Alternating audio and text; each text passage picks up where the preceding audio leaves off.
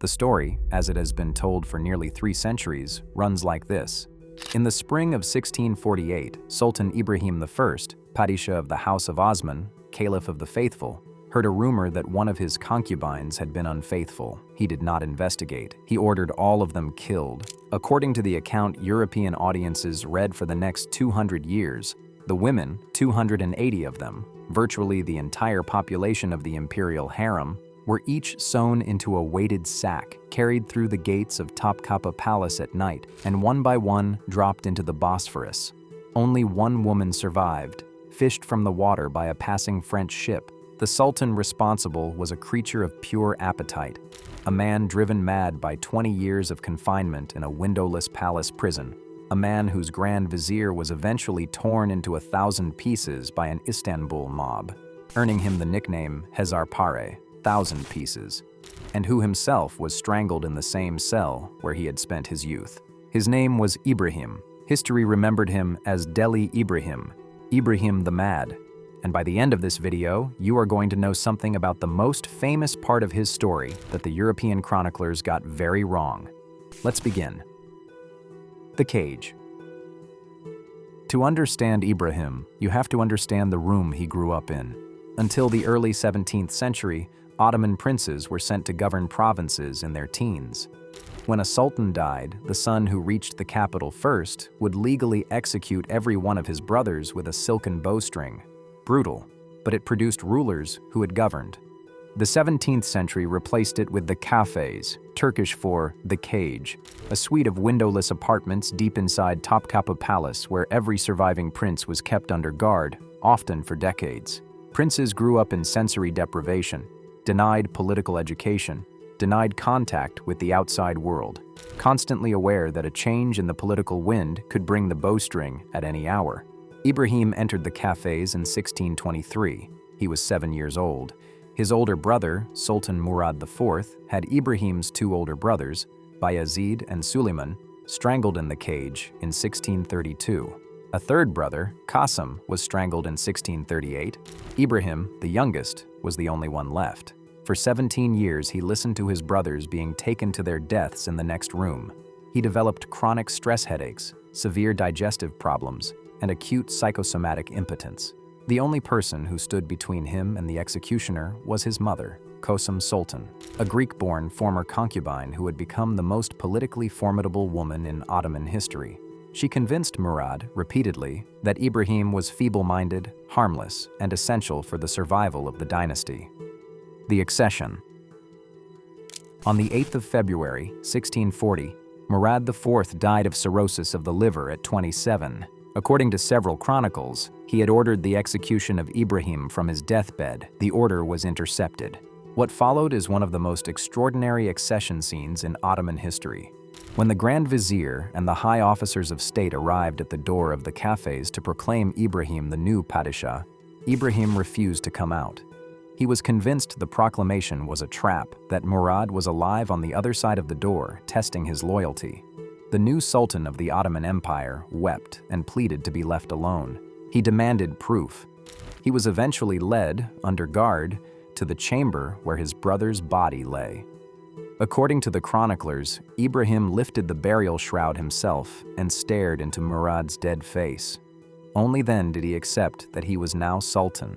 For the first 4 years of his reign, this barely functioning sultan was held together by the iron competence of Kemankesh Kara Mustafa Pasha. Kemankesh stabilized the currency, concluded the Treaty of Soni with the Habsburgs, and recaptured Azov from the Cossacks. Ibrahim called him Lala, tutor. The Court of Favorites. In January 1644, Ibrahim had Kemankesh executed. A faction had formed against him: Kosum, the favorite Siladar Yusuf Pasha, and a man called Chinchi Hoka. They worked on Ibrahim's paranoia. The execution removed the last layer of administrative competence between the Sultan and the empire. Chinchi Hoka translates as the Jinn teacher, an obscure religious student from Safranbolu who had built a reputation for occult healing. The new sultan was psychologically incapable of consummating relationships with his concubines, and the dynasty was facing biological extinction. Murad's sons had all died in infancy. Ibrahim was the last male of the House of Osman. Through magical formulas, occult incantations, and aphrodisiac preparations, Chinchihokha claimed to have cured the Sultan's impotence. In 1642, Ibrahim's first son was born, the future Mehmed IV. The dynasty was saved. For this service, Chinchihokha was elevated far beyond his station. Ibrahim forced his appointment as Chief Justice of Anatolia over the furious protests of the ulama. He sold judicial appointments, provincial governorships, religious endowments. He amassed a fortune the state would later confiscate. He was eventually killed for what he had stolen. By then, the damage was irreversible. The fur and the war. Two obsessions defined the back half of Ibrahim's reign. Both contributed directly to his eventual overthrow. The first was sable fur. Around 1645, Ibrahim developed a fixation on the dark brown pelts of the Russian sable. He ordered the imperial pavilions and his bedchambers entirely lined with it. He levied an arbitrary special tax on the high officials, governors, merchants, and ulama, demanding they present him with vast loads of fur as tribute. The price of sable spiked across Eurasia. Provincial governors who failed to deliver were dismissed or executed. The second obsession was war. In late 1644, an Ottoman convoy carrying the chief black eunuch back from Mecca was attacked by the Knights of Malta. The galleon was captured, the eunuch killed. The Maltese corsairs then put in at the Venetian-held island of Crete. Ibrahim's response was a war declaration.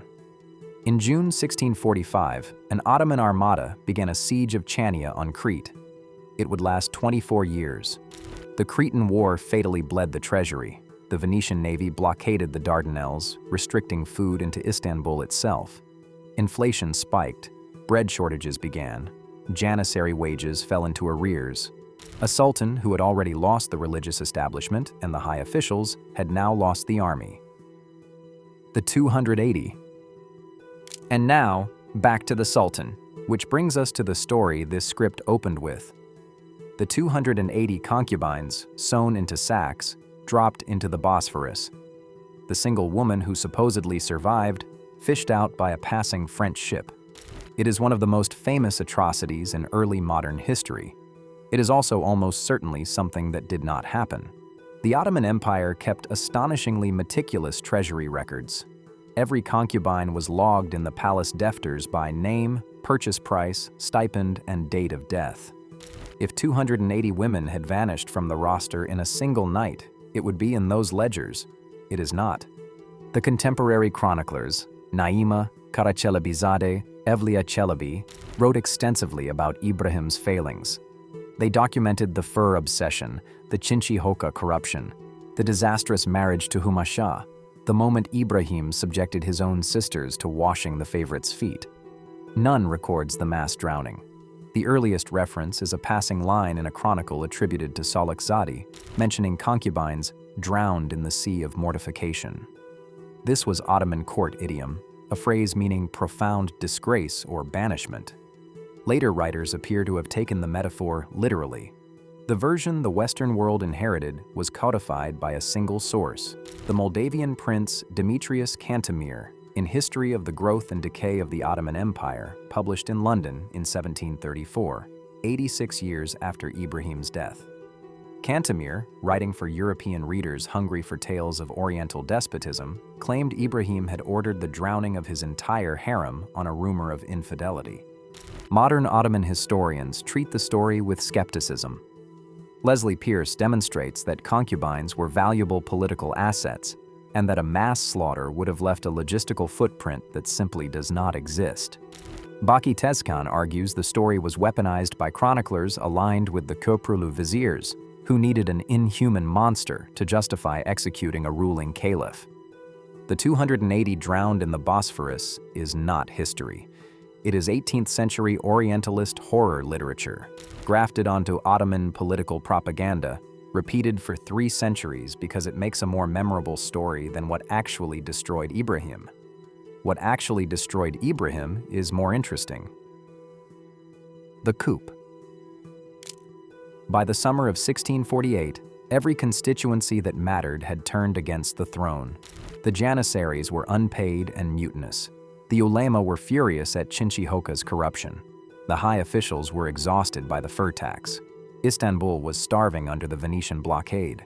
Kosum Sultan had spent 25 years protecting Ibrahim. She now faced a calculation. She could continue to protect her son and watch the House of Osman collapse, or withdraw her protection and place her grandson on the throne. She chose the dynasty.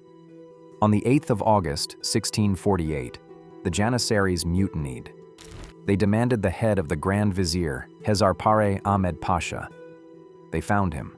He was strangled, and his body was torn apart in the streets of Istanbul by a mob, earning him the posthumous nickname Hezarpare, 1,000 pieces.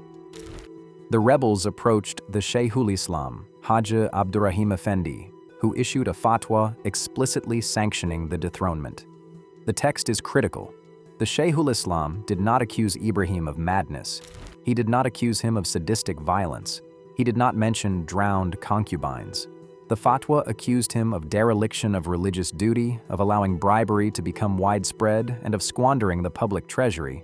The men who actually overthrew Ibrahim charged him with corruption, not insanity. He was stripped of power, led back to the cafes, the same windowless apartment where he had spent the first 24 years of his life, and the doors were sealed with lead. His 6-year-old son, the future Mehmed IV, was placed on the throne.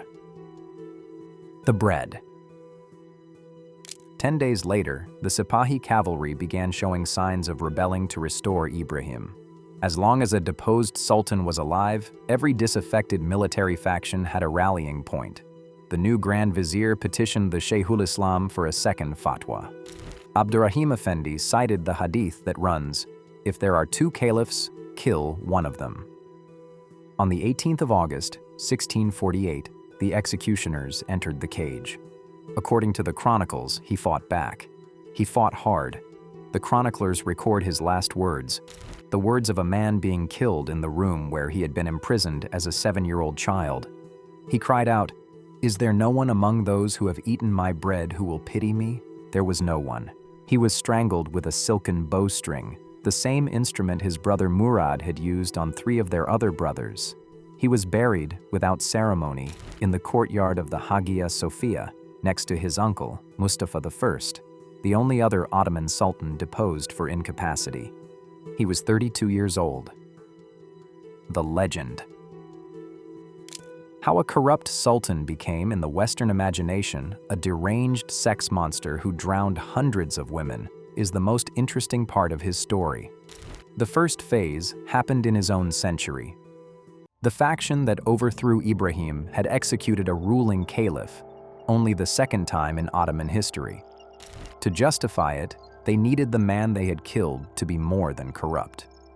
So late 17th century Ottoman histories flattened the structural grievances of his reign into a simpler story. The story of madness. Deli Ibrahim.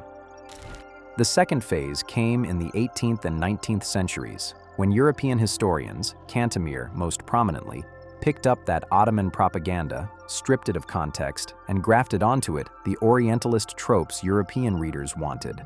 The hypersexuality, the harem, the sadism, the 280 drowned concubines, which Cantemir appears to have substantially invented. The recovered Ibrahim is genuinely worse than a clinical madman in some ways. A corrupt, paranoid, easily manipulated ruler who allowed his court favorites to bleed an empire dry. He is also more comprehensible. He is what happens when you confine a child for 17 years in a windowless room, kill 3 of his brothers next door, and hand him an empire of 30 million subjects. The 280 concubines never went into the Bosphorus. Cantemir invented the number for a London audience that wanted a story about Oriental cruelty. But the cage was real. The 7-year-old child held in a windowless room while his brothers were strangled next door was real. The Accession Scene, where he refused to come out until he had personally lifted the burial shroud from his brother's face, was real. The fur tax was real. The Cretan War was real. The Janissary Mutiny was real. The fatwa was real. The strangulation in the same room where his life had begun was real. The last words were real. The most famous thing he ever did, history eventually concluded, was the thing he probably did not do. Everything he actually did was worse.